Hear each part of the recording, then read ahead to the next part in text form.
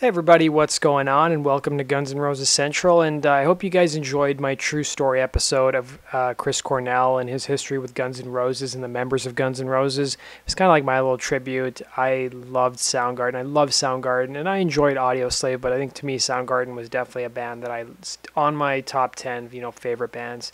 And it's funny. I went into work on Thursday morning, and I get there, and I'm like, and I work with people who are not as let's just say their musical tastes are not as good as mine. I'll just come out and say it. And I was like, did you guys hear that Chris Cornell died?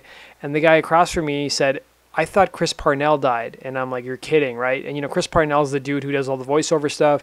He was on Saturday Night Live. And it was pretty obvious that really none of my coworkers listened to Soundgarden. And I was like, man, you guys miss out on great music. So, you guys are probably wondering, well, what did the members of Guns N' Roses have to say? There were some really touching tributes to Chris Cornell. And Slash, Duff, and Matt Sorum also penned their respects to Chris Cornell on social media. So Slash wrote, shocked and saddened by the news of Chris Cornell's passing, rest in peace. We had Duff tweet out a picture of him playing with Chris Cornell. I think it was when they did the Mad Season concert.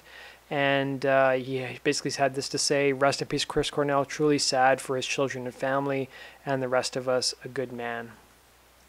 And Matt Sorum also tweeted, gutted by the loss of Chris Cornell today, touring with him in 91 with GNR, I was blown away nightly. And I was hoping that some of the GNR members would actually tweet out maybe some photos we hadn't seen with them with Chris Cornell, but I didn't see any of that on social media. And then we also had the one guy that you guys are probably hoping would actually tweet out about Chris Cornell, and that is DJ Ashba. So he had two tweets. One was, rest in peace, Chris Cornell. You will be missed but never forgotten. My heart goes out to his family and friends. Then he said, crazy how death puts life into perspective. Yes, you are right, DJ Ashba. You're absolutely right. And while Axl didn't tweet specifically about Chris Cornell, he typically doesn't tweet out a whole lot whenever, certain famous celebrities pass away. He did tweet out something new about Trump. He said, hope Mueller does a better job than he did with Interscope. And I don't know if you guys have been watching the news, but Robert Mueller is going to be, handling this investigation of the whole Trump campaign in Russia. And, some people are wondering, what does he mean by Interscope? Interscope is the record company that Axl really was not a fan of and how they handled Chinese democracy. And then somebody on the GNR forums pointed to this news story involving the FBI and Interscope and a shipment of drugs. So there was an article in Billboard.com that was published back in 2011. Now, there was a federal prosecutor's claim that the company's offices were used by drug trafficking ring involving gay manager Jimmy Henchman Rosemond. So they were basically saying that there's all these drugs being shipped through like roadie cases and that kind of stuff. And, they denied involvement. And I guess Axl was paying close attention to that story. He was pretty pissed off at Jimmy Iovine and the way Chinese democracy was handled by the record companies. So let's go on to our next piece of news. I've linked to the article down below if you guys want to read the whole thing. And then we've got a photo from Slash's rehearsal for his upcoming charity gig at the Beastly Ball on May 20th. So as you guys know, he's going to be playing a benefit gig for the LA Zoo. And he's going to be playing with Conan O'Brien's actual TV band, Jimmy Vivino and Basic Cable Band. And then we've also got some more Guns N' Roses tour dates confirmed as well with The Who. So it looks like Guns N' Roses will be playing Chile like it was previously rumored. So they'll be playing the same night as The Who on, I believe it's September 29th. And then the 30th, it'll be Aerosmith and Def Leppard. And they've got probably a bunch of other bands playing as well.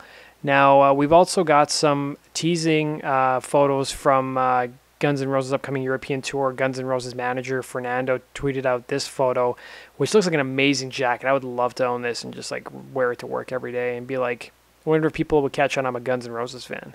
And we've also got an interview with Guns N' Roses photographer Kat Benzova. So she's been, Guns' photographer, I think, for like last 5 or 6 tours or something. And she also was AC/DC's photographer as well. And she did a podcast where she was interviewed for about an hour. And the podcast, I guess, was all about becoming like a rock photographer. And she talked about how she got the gig.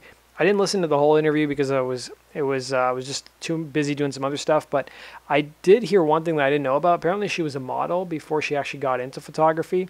And while we're on the topic of Kat Benzova, it looks like she may not be photographing Guns N' Roses on this upcoming leg of their tour because she's actually on tour with Aerosmith doing the photographs for their tour. So I don't know who's going to be filling in for her, or maybe she's going to be going back and forth.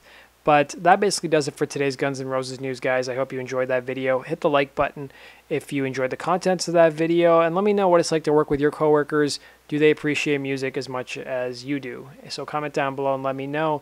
And subscribe if you love Guns N' Roses as much as I do. And follow me on social media. The links to both my social media channels are down below as well. Thanks for watching, guys, and have yourself a good night.